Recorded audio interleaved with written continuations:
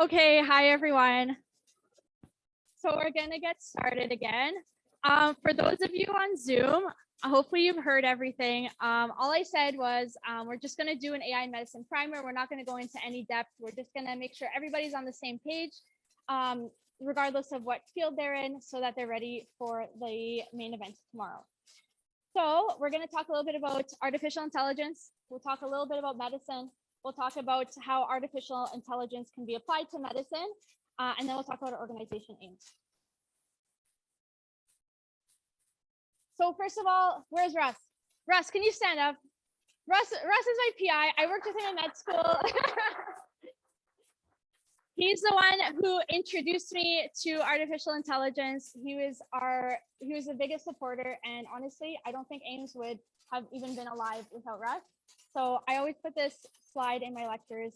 Russ is the best. Okay, so artificial intelligence. So I was just Googling. I was like, what is the most generic term, or what is the most generic definition of artificial intelligence? And what ended up happening is I just asked ChatGPT to define what artificial intelligence is, and it gave me a really good answer. So I don't know if you can see, I'll just read the first paragraph here. So artificial intelligence, AI, refers to the ability of machines to perform tasks that normally require human intelligence, such as understanding neural language, recognizing images and patterns, making decisions, solving problems. AI involves the development of algorithms, models, and systems that can learn from data, generalized from examples, and make predictions or decisions based on complex patterns and rules. And what I really want to highlight here is this quote. So AI refers to the ability of machines to perform tasks that normally require human intelligence. So of course, I was like, well, what is human intelligence? Hopefully the AI will know. So I asked ChatGPT, what is human intelligence? And again, a really interesting answer. So I am actually going to read the last paragraph here. So human intelligence is believed to be influenced by both genetic and environmental factors, including education, upbringing, culture, life experiences. It is also highly variable among individuals and can develop and change over time through learning and practice. And it's really this, it's the ability to change over time through learning and practice. So if you kind of think about, how do we learn? Like, how are we even conscious? How are we existing? How are we able to even do anything in this reality? We just take inputs from our environment, and we have 5 special sensory organs. We see things with our vision, we hear things from our ears, we touch things, we smell things, we taste things, and we take these inputs from our environments. We go through this processing machine, which is called our brain, and then we have outputs. Our outputs are usually through speech or movement. But these are usually intelligent. They make sense with what the rest of society does, with what the rest of the other humans do, and with what our environment has.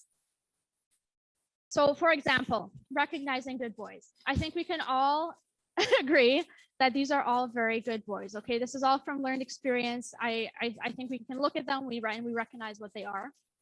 Also through our experiences, we can recognize danger, okay? So seeing fires. I don't know if anybody's ever burned themselves when they were young. You know that very hot things are dangerous to us. It threatens our survival. This is bad. Electrocution, we have signs. We've recognized signs from our environments that tell us that something is dangerous. Personal experience, anecdotal stories. Also, some other creatures can be very dangerous. They're not good boys or good girls. These can be very dangerous creatures. So we're kind of going back. So we're using this processing machine as our brain. So our brain is the one that's taking the sensory data and trying to generate outputs and trying to understand what it is and try to react accordingly.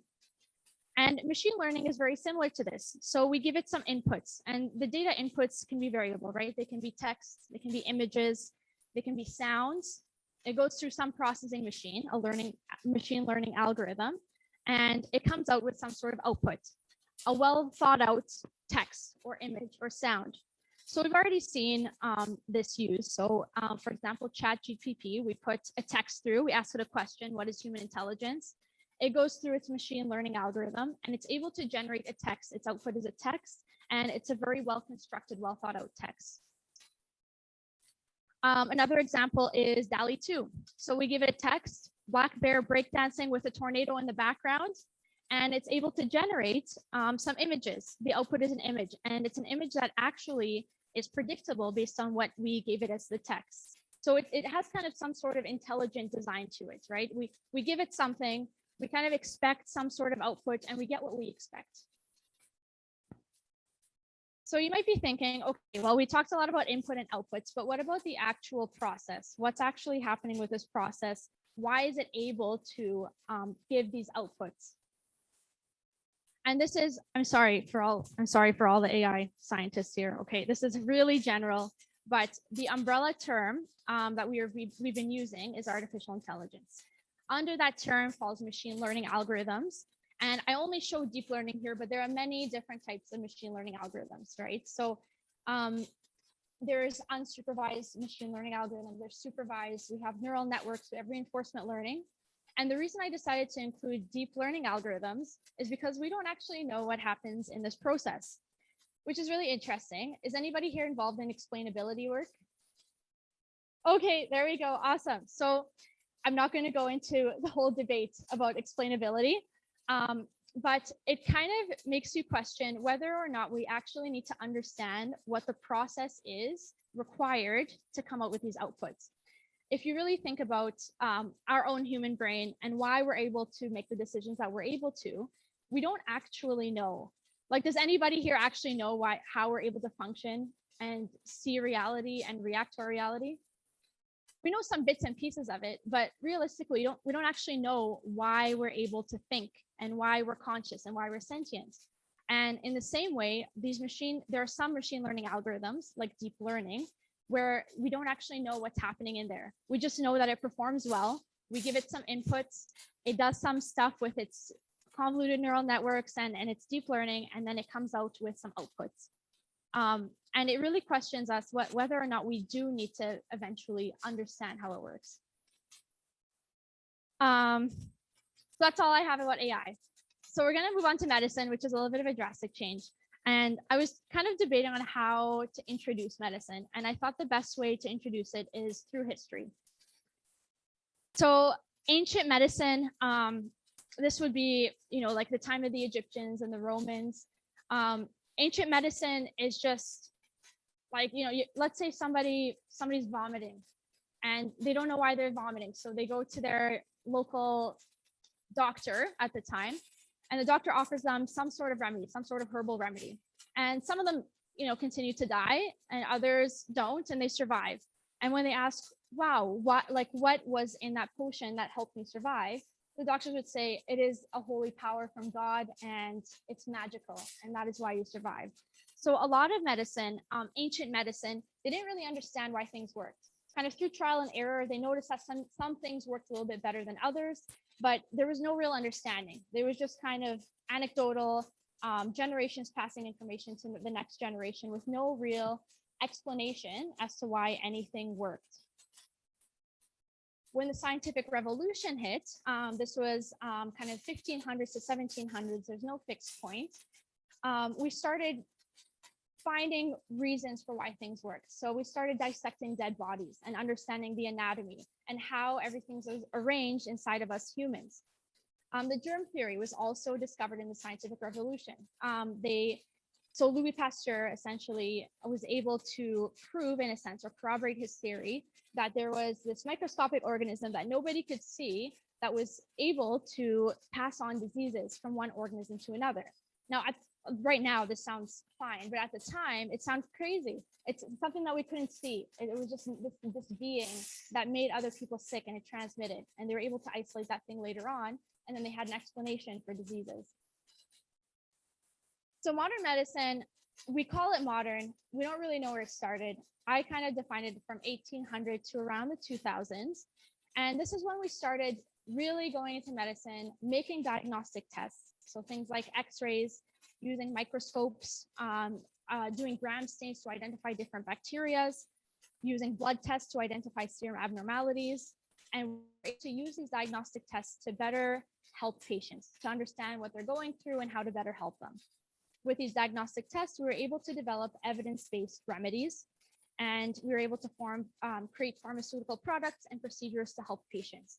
And again, this was all kind of with that scientific theory. This is what you have. Here's what we have to corroborate our evidence for this. And here's how we're going to help you. The evidence shows that 80% of patients will recover with this therapy. We're starting to use statistics and evidence-based medicine. Now we're moving towards this new era of medicine called precision medicine. And it's this idea that we use a more personalized approach to treat patients. So each individual is unique. We all have our own unique genetic makeup. We have our own upbringing. We have our own cultures, our own finances. We have so many things that are affecting our health. The thing with evidence-based medicine is it's great. It works great for the masses. We have these statistics that say this therapy will work for 97% of patients. But what if you're the 3%? If you're that minority, it's very difficult to treat you because the evidence doesn't show how we can treat you. It only says 97% of patients, this therapy will work for them. So precision medicine is this idea of taking your genetics, taking all the other factors that are unique to you and making personalized decisions and personalized predictions that can help you instead of using this kind of general population-based medicine. I don't really know if this is called digital medicine. I've kind of seen it quoted as digital medicine on Google. But again, it's this idea that we're using this technology, this intelligent technology to help us make these precision medicine decisions. So now we kind of are transitioning to this AI in medicine idea. How is AI going to help medicine? And I like to think about it in two ways. So there's kind of the category where we have these AI tools that are able to perform tasks that humans can already perform. And then there's another category where we're performing tasks that humans cannot perform. So if we focus on the ones that humans already perform, these are things like diagnostic imaging, and I'll go into some details in a bit, making predictions and workflow problems. These are all things that we're doing right now as humans. So you're probably wondering, well, if humans can do it, why do we need an AI algorithm to do it? And there are many reasons. For example, in rural medicine, we're at an extreme shortage of healthcare providers. There are some rural towns that have no physicians. They only rely on nurses and nurse practitioners. So having AI tools that can help make informed decisions can be incredibly helpful. We also live in Canada. We're a socialist system when it comes to healthcare. Everything's covered. Of course, we pay through taxes, but healthcare is covered. Everything's free. So we have very limited resources when we're trying to treat an entire population. We need something that's cost effective and that's accessible to everybody in Canada. So this is one of the places that AI tools can help us perform tasks that humans can already perform. So there's some very interesting studies. This is one of them. And this is a paper published in 2020 by McKinney et al. And they use this machine learning algorithm to detect breast cancer. Again, radiologists do this all the time. They do this all day. They read mammograms and they're able to identify abnormal looking areas, abnormal masses. This is showing one of the examples of how machine learning could do that. Instead of a radiologist having to go through thousands of mammograms, they can identify the high risk ones for somebody to evaluate right away. Another example is using machine learning for classification of red blood cells and sickle cell anemia. Again, hematologists, they'll have to go through thousands and thousands of microscopic blood samples to identify these sickle cell anemias. We can use a machine learning algorithm to flag the suspicious looking ones for a professional to look at them. And you can flag them earlier, and it would, instead of taking 15 minutes by a hematologist, it would take 5 seconds by a machine learning algorithm. So those are just a couple of examples. You're going to hear lots of other examples tomorrow and the day after during our conference. But I'll move on to this other kind of concept of performing tasks that humans cannot perform. And I really think this is one of the really big advantages of machine learning. So using really large data sets, for example, genetic data sets is one of those examples. As humans, we can't look at someone's entire genome and interpret it and make intelligent decisions on that. It's just too much data. We can't do that for every single patient we see every single time. Complex data sets are another example. So for example, the gut microbiome. We've identified lots of bacteria in the gut, but it's very complicated. They all interact with each other. They release certain hormones into our system. They completely affect how we look physically, our mood, and many other things that we still don't understand. And machine learning can potentially help that. It can take this complex data set and interpret it in order to make predictions and decisions for patient care. I don't know why the slide is here. This was supposed to be before, but again, it's this idea of evidence-based medicine treating the majority of patients, but the minority, again, what do we do about that minority where the remedy doesn't work, where the therapy doesn't work? Yes, is that better? Can you hear me? Okay, perfect. Let's just do that. Okay, there we go. Thank you. Okay, awesome. Okay, so I'll just move on to kind of talking a little bit about us. So we started out as the AI in Medicine Student Society. You're at this conference today. We're going to have our main event tomorrow. That's going to be at the Matrix Hotel, so please don't show up here at Amy. If you want to learn more about AI in medicine, we actually offer this artificial intelligence in medicine course. It is completely free of charge. You can just go to our website, www.aims.ca. All of the videos are posted there. If you want to get credit for it, you have to register for next term.